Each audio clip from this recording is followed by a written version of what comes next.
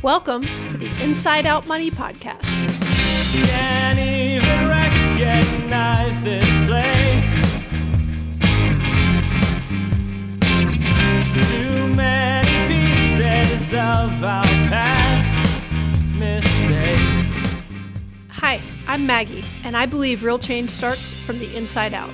So let's work together to improve our money and our lives from the inside out. We will explore all things money and our relationship with it. Join me each week with a rotating set of co-hosts, friends, and interviews. Let's jump in. It's time, we going round and round and round and round and round. Hey, Erica. Hey, Maggie. How you doing? You've been on like a hiatus. I have. Yeah? I feel like I've been, estranged from the Inside Out podcast family.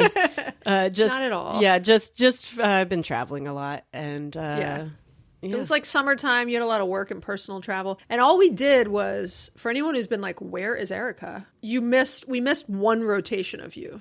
But because we have 4 rotating co-hosts, sometimes I have to count. Yep. Erica, Andrew, Liz, Gets Loaded, and Greg. If we miss one, then it's like 2 months, though we could kind of put you in any time. So I don't even know how long it'll been, but many of you might have missed Erica. And that's the nice thing though of this commitment on y'all's end is like, it's not a big deal if you're busy, like we'll hit you up soon.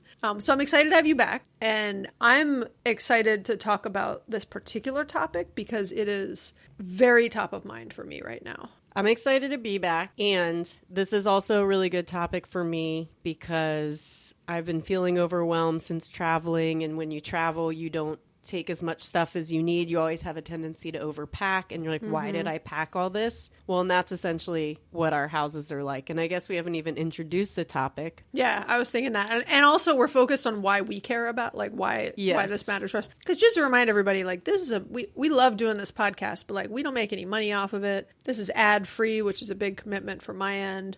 So on that note, to further delay telling you the topic, if you want to go leave us a review on Apple Podcasts, it's super helpful. It's like the one thing we ask you to do if you want to show us some love and support the podcast. But we'll show you some love now. We'll actually talk about the topic. So the topic is, I was going to say I'm still going to delay it, on what you just said, Erica, about like traveling. The other thing when you're traveling is you're spending lots of money. So the fun thing about this topic is this is a financial podcast. It's called Inside Out Money. This is a personal finance podcast. We want to focus on using up what we already have before we go buy new stuff. That's sort of the ... after it, right? And to me, this is good for our wallet. This is good for the environment. And it's like, for me, it's really good for my mental health because I am very personally overwhelmed by too much stuff. Even when I travel, I'll like overpack, and the whole time I'm like, why did I bring all this crap? And I kind of am like a light packer, but I'll still overpack. And I'm like, why did I bring all this stuff? I don't need most of it. So we're really going to get into like practical tips and strategies for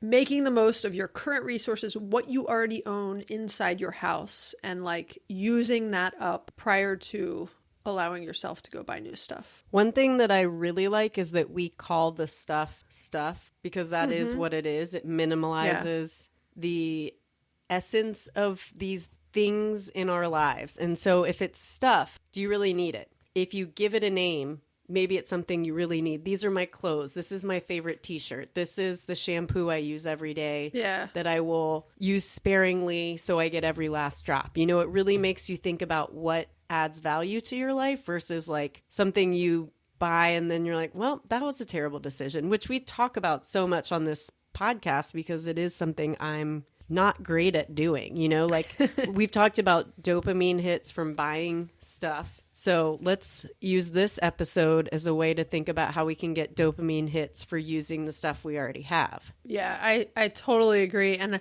I know you and I have, many of our show topics, Erica, have been very much on like intentional spending and just a more mindful approach to consuming things. And I think this is very much in that category or of topics. And I know I'm always trying to be more intentional, be more mindful. And it's not easy.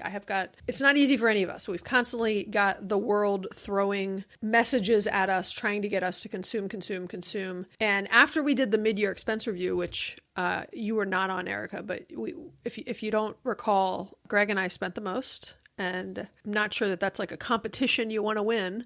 So I'm very focused on spending less money. And this is like a personal challenge to me. Like Liz has her like August get off the couch month. This is my like August use what I have. Like I'm really challenging myself to use what I have. So let's go through some categories. And it's funny, since we even like, I kind of wrote down some stuff about this, but I love doing this podcast because when we talked about doing this as an episode, I'm like, oh, it's making me like even more mindful of all these things. Like, you know, I'm walking through my house and I'm seeing this stuff. So the first category, and a huge one, is food.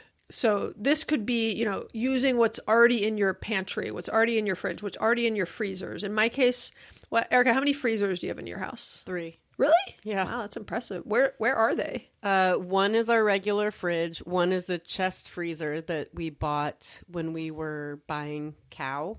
Okay. And then the other is the freezer on our old fridge, which the landlord turned into a kegerator. Oh, so you have the extra. Okay, wow. Well, that's my point. Many people have multiple freezers, so we only have 2. But it's like when you have a freezer in another part of your house or downstairs or wherever, it could be kind of out of sight, out of mind. And often, like Greg and I will go in ours downstairs. It's like in the laundry room. And we'll be like, oh, wow, forgot about this. It's like going through our past, you know? And you might even go in there and be like, oh, forgot about this cow, you know? Yeah, I mean... That was my best cow joke. Yeah. That was a cow.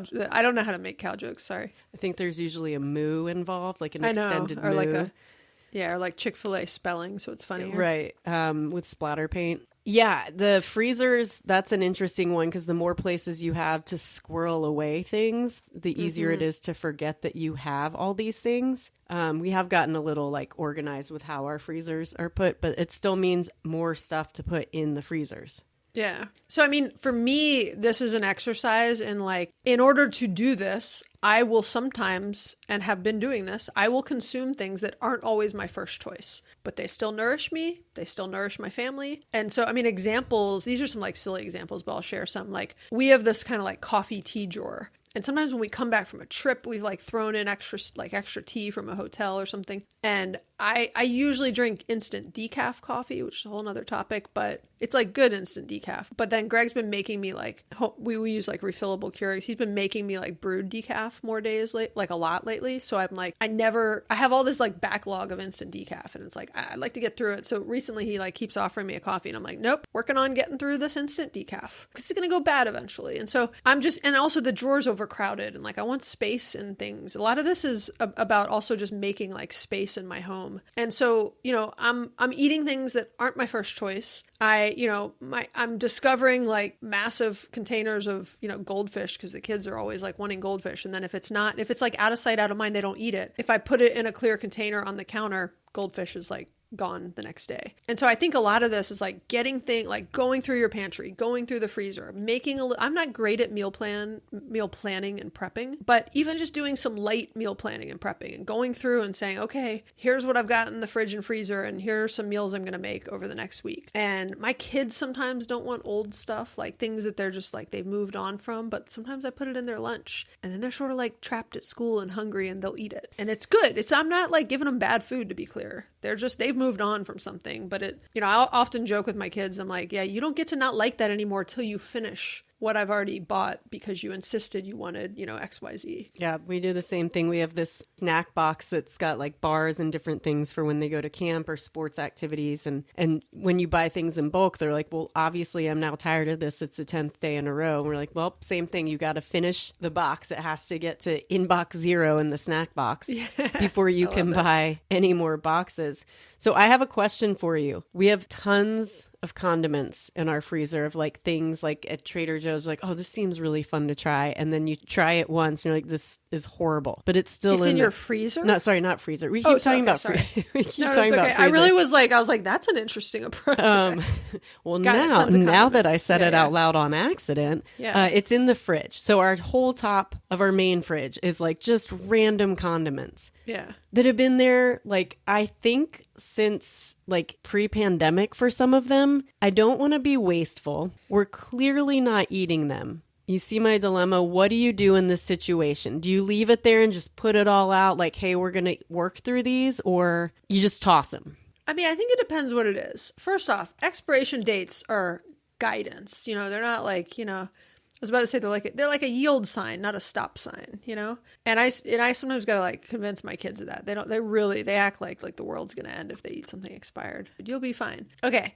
I think it depends what they are. So like, I would plan meals around those. So let's say you have this like funky marinade you bought from Trader Joe's, like plan a meal. I mean, we cook a ton of tofu, and you could take this and use the chicken example, because I think you can put like anything on chicken, right? Like be like, this night we're going to have chicken and rice with this weird sauce we bought from Trader Joe's that it's probably not that you don't dislike it. You just have an overwhelming amount of them. So commit that you're going to work through them. Or I think that's a great example, because we should say this on everything we're talking about here. If you're not willing to like work through it, just throw it away. It's a sunk cost. Move on. You know, for many other products, I'd say like find a good home for it. But for used condiments, I'd probably say just throw them away. So be realistic. I would be realistic with yourself of like, commit that you're going to make a plan and just start working through them. And for me, I feel good when I start getting through like old condiments and stuff.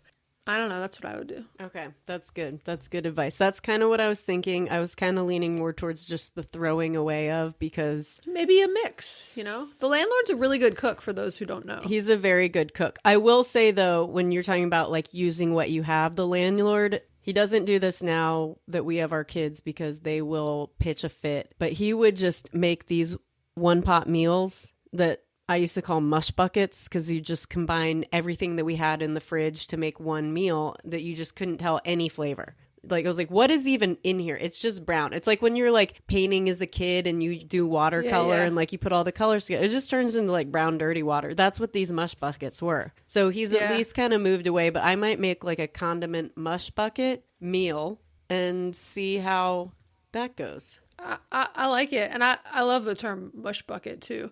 There's also a website, speaking of the mush bucket made me think of it. And I think there's a bunch of websites that'll do this, but this one that I remember from like a long time ago is called supercook.com. And they have it's one of the things on their website, but it's basically like recipe generator from random ingredients in your pantry. I'm going to say tofu, carrots, and mustard. Gross. I know. So what came up was like a vegetarian tofu cashew coconut curry, sweet potato Thai curry, edamame sushi bowl. Anyways, they're helpful. That wasn't the best example, but those websites, and another one is Recipe Radar. They're helpful if you just have some random ingredients. I've actually done it on Pinterest before, where I've listed like a vegetable and something else I had, and recipes will come up. And so I think like in the spirit of mush bucket, if you're creative like the landlord, you just make your own recipes. If you need a little bit of help, type in those ingredients and just go into Google search and type them in, and it will help. And you might need some new ideas. You might be like, oh, I've been trying to work through, you know, this stuff in the freezer for a while, and I just, you know, I'm running out of new ideas of things to put on the table. But I think the idea is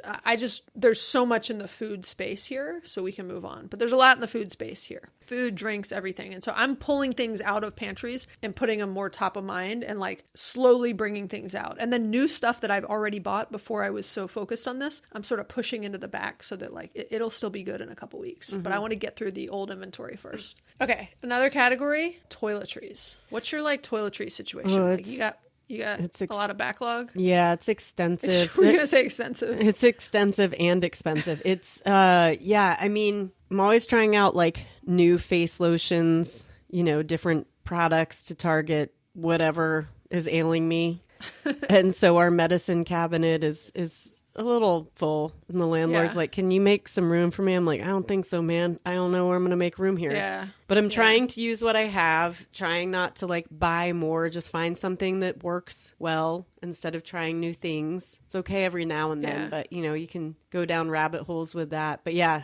Well, to me, this is like the same as food, right? In terms of like how you work through this, right? Because I'm the same. I'm way less into products than I would say maybe the average woman is, but I still have a lot, like way more. Like I could produce, I mean, I just have like a lot in the bathroom cabinet and, you know, my whole cabinet under my sink, like a lot. But the idea is having this stuff like top of mind. So I just need to like go through stuff and be like, I'm going to take out my current favorite shampoo and work through. And sometimes like shampoo is a good example. Like I try to use a sulfate-free shampoo on my hair, but I don't really care that much all the time. And so sometimes every other day I'll use like a cheap hotel shampoo or sometimes I have nice hotel shampoos. And so I'll put them in there and just be like, oh, I'm just going to kind of like go back and forth, right? Or I've got so many like little lotion bottles from hotels and they're already in my possession. There's various places I could donate them. Yes, it's not quite enough and they're like used and just so many things, but I'll put them by my bedside. And then at night I'll grab that when I'm like feeling like I want to like, put some lotion on my hands or legs or something. And I've been sort of slowly working through things and it feels really good. And it is like all the same principles, like keep the stuff more top of mind, pull it out and put it where somebody has to use it. Give it to one of your kids, give them a little lotion to put in their book bag, whatever it might be. So question about the hotel shampoos and whatnot. You used to travel a lot for work as you worked for a hotel chain. Mm-hmm. Now that you're not traveling as much and more aware of this, do you still take the travel toiletries? That's a good question. I don't actually, but even our hotel chain, like we had a whole plan and they're like pretty much out of 90% of that chain of hotels. And now they're the big ones that are like in the shower where it's like a refillable, big shampoo pump or whatever. So the amount of disposable things, but now Airbnbs will put them in there, which is funny. Some of them have them. So no, I only take them when I need them, but I don't like travel with shampoo. So sometimes I like pick up a shampoo and I still have it at some point in the trip. And so it comes home with me. But no, what's crazy is most of the stuff I'm working through is many, many, many, many, many, many years old, which is back to the like, at some point I should just throw some of this stuff away too, which I do. And so on all of these, I think it's like, if you're not willing to use it in the next couple weeks, donate it, put it on a buy nothing group, donate it to a shelter, throw it away, like do something with it. So that is one of my big personal commitments is like, if I'm not able to use it, not just this month, I'm not putting like an exact timeline, but if I don't have a plan to use it, I want to like sever my relationship with it. And I want to find a home for it that is more suitable than my home. I like that plan. So I'll be sending you a package soon, Erica. I think maybe hold off on that. Because I was going to say I've been more cognizant of not taking toiletries from hotels as I've been traveling more. Maybe like if it's a lotion I like, I'll use that. Keep it in my bag for hand lotion or something. But I try to travel with reusable shampoo bottles. Often, like you said, they'll have it in the showers. Although, like, I don't know, is it really shampoo? Is it just hand soap that I'm using? Who knows? We'll never really know. We'll be okay not knowing. You'll get home to some real shampoo soon. Okay. Same idea, cleaning supplies. We don't need to like rehash all of these, but cleaning supplies to me is another big category where I don't know about you, but I have a shelf, like 2 shelves, I think, in my laundry room of cleaning supplies that I've just sort of like, we had to put a new washing machine in a rental the other day. And I had the big bag of paperwork that came with it and like all this stuff. And I was just going through it and there were like a few samples of laundry detergent in it. And I went and I was like, oh, I literally like sat them on the washing machine and I was like, next load, this was just this morning. Next load gets, uses these. And I want to get through it. Yeah, I think that one's hard because like... Were you going to say like non-toxic? Well, yeah, I mean like, there's always some new form of non-toxic or whatever. Like we try to make a lot of our own, just like vinegar and water for basic stuff. Sometimes you need like the real deal. Mm-hmm. But yeah, we do have a lot of cleaning supplies, some that were in our house that we moved into in 2013. And I asked the landlord, like, can we get rid of these? Like, oh, I might need it. And it's like, it's true. It kind of is just sitting in a random closet. But that's a good point about like the toxicity even. Like you got multiple schools of thought on it. One is, yes, I agree. Like most of my new buying decisions are a different type of products that I feel like are better for me and the environment. But I do still own a bunch of things that are like highly scented and like, whatever. But it's like, I'm either I'm going to use it because I'm just pretty frugal and I don't like to waste things. Or it's like, I use those cleaning supplies for 10 years. Like, it's not going to, like at this point, another month of me just getting through it and then buying what I really want is not going to like literally kill me. I don't think, at least. No more so than it already has is my point. And so at some point though, just make a personal decision. Throw it away. If you're not going to use it because you think it's so toxic, like, I don't know, putting it down the drain sounds pretty bad also, but like get rid of it, right? Donate it somewhere, like do something with it. And I think that's sort of the challenge is if you're not willing to use it today, you're most likely not willing to use it 2 months from now. And that was 2013 that you were referencing. We don't want to be on here in 2044 discussing all those cleaning supplies with our old lady voices. is being like, yeah. I should probably just, same with the cleaning supplies, pull them out, because it's like we put them under the sink and I'm like, oh, I should probably put them out so I actually clean more. But I do have a question that kind of like, I'm just going to plop this question in the middle of all the categories that we're talking about. So buying in bulk, it saves you money. So like I was thinking of with cleaning supplies specifically, I'll often buy at Target, like when the specific laundry supplies go on sale that I like, I'll buy them a bunch at once to get like a discount. Then we have like a ton sitting there. And I do that with a lot of things. It's like thinking about going to Costco. You end up with just a lot all at once. And I mean, if you know you're going to get through it, that's fine. But like the whole buying in bulk kind of, I don't know, it kind of doesn't. Yeah, you think you're getting a better deal, but are you? Like, are you when you end up with leftover stuff that you don't have,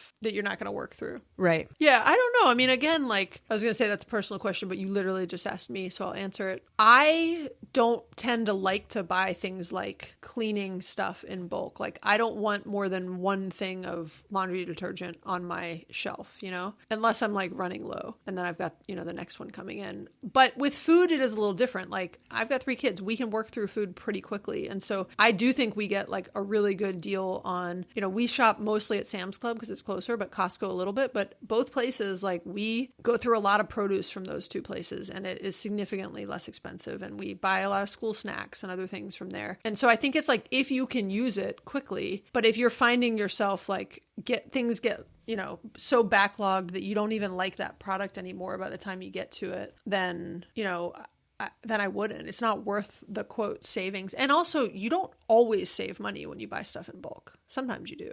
Yeah, good point. And I think it's like if you have a storage place for it and you have a good system and you're good at working through it, like go for it. But if you don't and you know space is tight, like space is very tight in our pantry. We don't have a lot of we don't have an actual pantry. We have like a cabinet, and so we don't have a lot of extra room for food.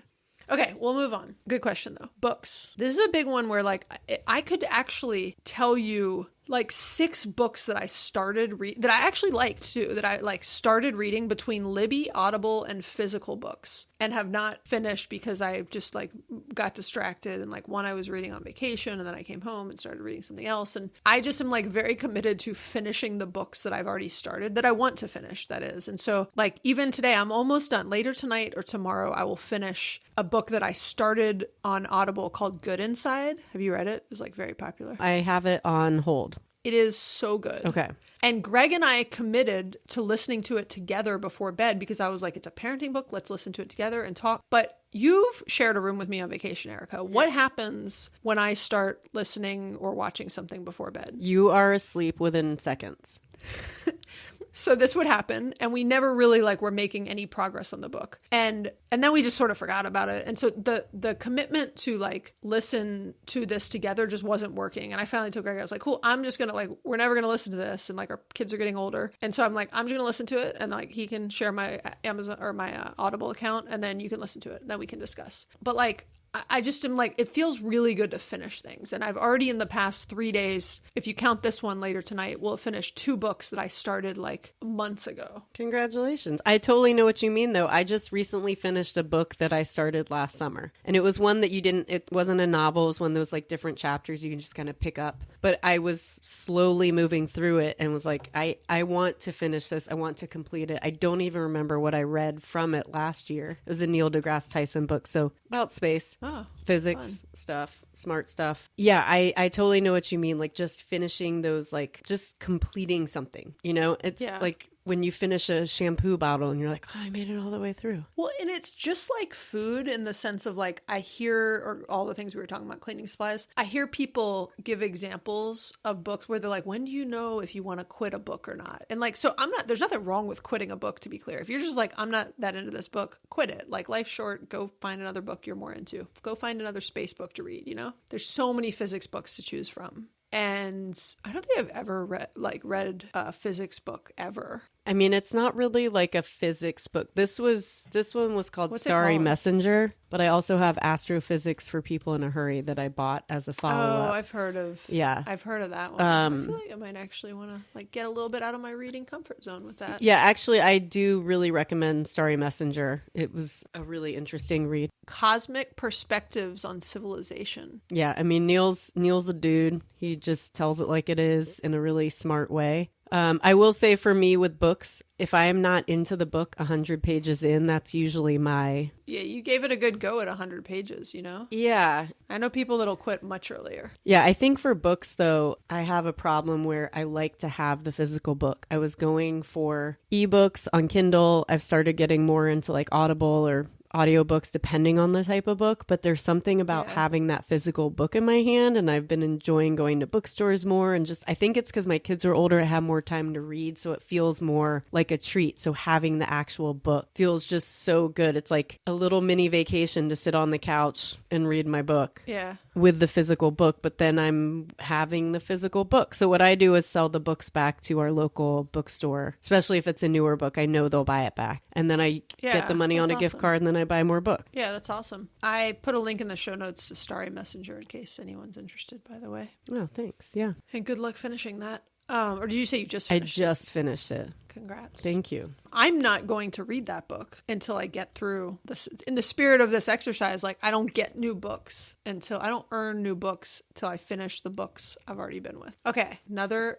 Erica's holding up her finance books that are one on I her did list. finish at least. One you read Finance for the People because we talked about it in some episodes. Okay, gift cards, another one. I have so many like gift cards, coupons,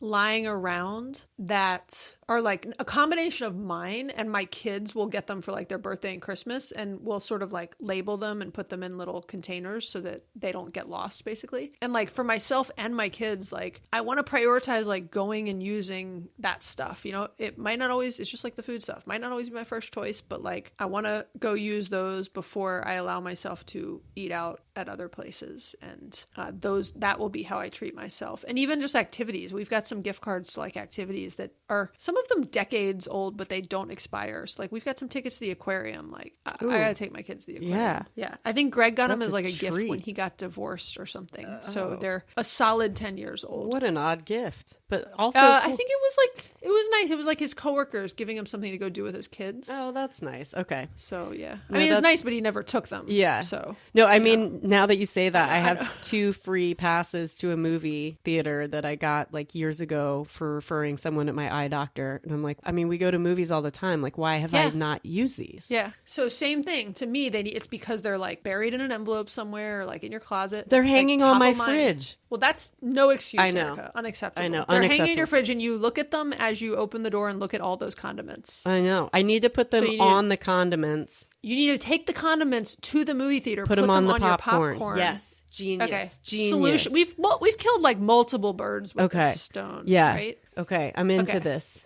Yeah.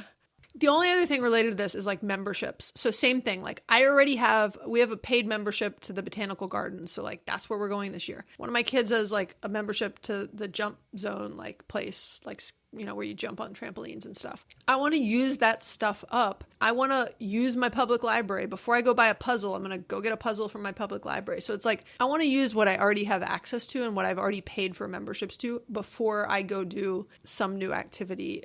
And it, you know, won't always work, but it's my preference. I like that idea with memberships. It's kind of like what you've talked about with streaming services, just having one at a time. And I've often had memberships to like the zoo and the science museum here for the kids, or like the Portland Japanese Garden. And it's like rare that we can even get to use one. So I should just kind of stagger it. Like this year will be members here, because we have even less time than we did when they were little, and we go to the zoo a lot, but it's just hard to utilize these memberships. And yes, they're donations to these places, but it's coming out of your wallet. And so that's a good idea. Just use what you have, stagger it maybe. Yeah, every year Greg's mom for Christmas will gift us his dad, some annual membership to something in Atlanta that we can take the kids to. And we switch it up every year. And like we hadn't done the botanical gardens in a few years. So this past year we changed it to the botanical gardens. And so, yeah, I think it's very similar to streaming of like switch it up and then you don't get tired of something. Mm-hmm. So office and school supplies. I'm excited to broach this one with you because we used to send each other when you had a job and worked in an office, and I work from home now. But when I worked in an office, we had this thing that we would just send each other random office supplies as jokes. and things that we found around our desks and stuff. And so it was fun. Yeah. And sometimes it'd be like it wasn't even, it was like a mix of like a Post-it note, but also like a rock or like. Well, you did send me you sent me like a baby arm. No, you sent me a baby arm. No, you sent me a doll arm. One of us started it. Did I send you and then you sent me one back though? I think that's right. I think I sent you a leg. Oh, you sent me an arm. Appendage. Yes. Yeah. So appendages were sent via the post office. Yeah. That's not an office supply. That was just part of the shenanigans that made it all fun. Yeah, but we did mix it in with the office. Yeah, we ended up with some good stuff. I had some fun Post-its that had Yeah. some cusses on it that were hilarious. I remember those. Yeah, those were good ones. I put them You out. could like check the box. Yeah, I put them out in my office and let other people use them. But yeah, I mean, really, like, how much stuff do you need now? You need like some Scotch tape, maybe some staples, a couple good pens. I pretty much have like a lifetime supply of office supplies, like just because I rarely need them and I have things, you know, and what I don't have, it's like I have a lot of paper, you know, but like I still somehow have to go buy my kids office supplies. By the way, we just went back to school here. And at the end of the school year, when the kids come home with all their like stuff in their book bag, I go through it all and I like throw all their stuff away. But it's like they'll have a composition notebook and it's got like 10 pages used in it, or a spiral notebook. And so I rip out the 10 pages and then I like put them in our kind of art station area. And I'm like, oh, it's scratch paper or whatever. But then at the beginning of the school year, when they're like, oh, I need 5 composition notebooks, I'm like, cool, we got like 5 here and they only have like a few pages torn out of them. And like Kate this year, I'm always trying to like give her like used school. I'm like, they're used from yourself. Like you didn't use them. And she's like, no, it's got to be a new spiral notebook. And I was like, no, that's not true. And then I'm like, really? Like we've really been like, I gave her a notebook last night. I actually counted, it said 70 pages on the front and there were 2 pages with writing on them. So I pulled them out. I go, it's 68 pages now. Here you go. And she was like, really didn't want it. And I was like really trying to like work with her on why. And she's like, well, it's not going to have enough pages for what I need. And she's like, it's only got like, I was like, count the pages.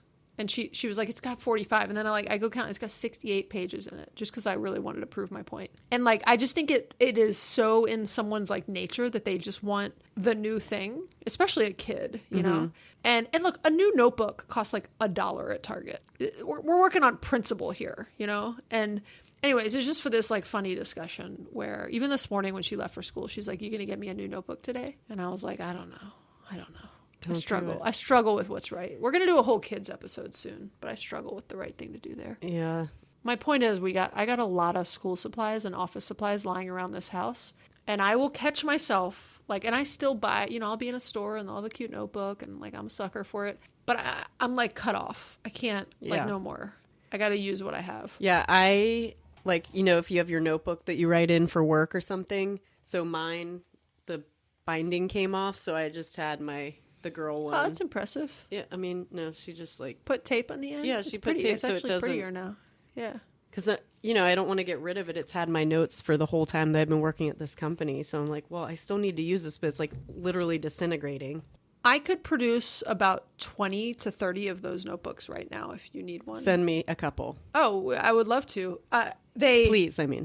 I have so many left over from like work and different offsites, and like some vendor would give me one with a pen attached to me, and I just like have so many of them. And when my kids were younger, they were like excited to get one, and now they don't want like a purple Yahoo notebook. They're like, yeah, no, I'm good. I just need something to write in that, you know, folds up easily enough when I travel, and yeah. You know, it's I think my standards so the moral have of this dropped is, down. Yeah. The moral of this is I will still be sending you office supplies. Perfect. Thank you. You thought that was over. I do have high expectations for pens. I'm a lefty. I need lefty pens. I don't even know what that means. We'll talk offline. It's a thing. It's just like an underground pen. club. Nope. They make a different style pen. Oh. Yeah. Okay. I'll yeah. Okay. We should move on to clothing, though, because this is a big one. And we've kind of discussed this in other episodes of just shopping your closet. Yeah. Just something I'm not always the best at because I'm like, I should wear this. And that word should is a naughty word. Yeah. But it kind of goes back to like when I was traveling this summer. I thought I packed lightly. I did not. I ended up just wearing the same things over and over again. Why don't I do that in my daily life? Yeah.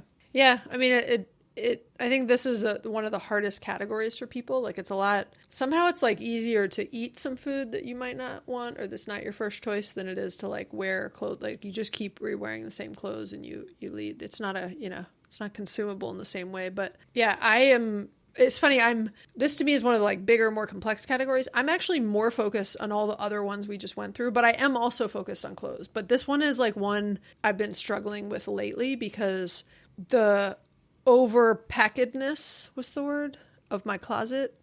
The overfullness, the fullness, overflowing.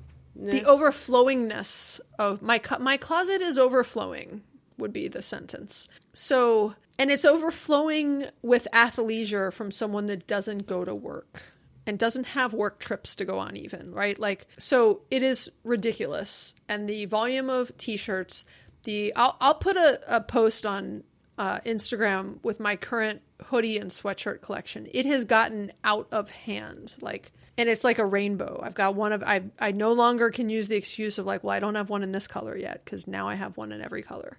At least yours are different colors. Mine are like all black. I have a few black, but other than that, there's no repeat colors. But if I see one that's like, I'm like, I saw a pink one when we were in Australia, and I was like, ooh, don't have a pink hoodie. I do now. It's ridiculous. So I'm very focused on like the clothing, and I mean, there's so many ways. We've done a lot of past podcasts on kind of getting rid of things, so we'll put some link in the show notes to them. But there's a lot of things you can do around a 1 in 1 out rule, but in general, similar to all the things we've been talking about, like I know with me, my clothing, my goal is to like keep the stuff I love and wear and sell/donate /get rid of the other stuff, including, I mean, you were talking about like work notebooks. Like one avenue on all this stuff is if you know somebody who, like one of my very good friends who's in Atlanta, who is also very frugal and does not like to buy a lot of clothes. Like she always jokes that like probably 50% of her wardrobe is from me, is like things I've given her. And so that makes me really happy because I know what size she is. I know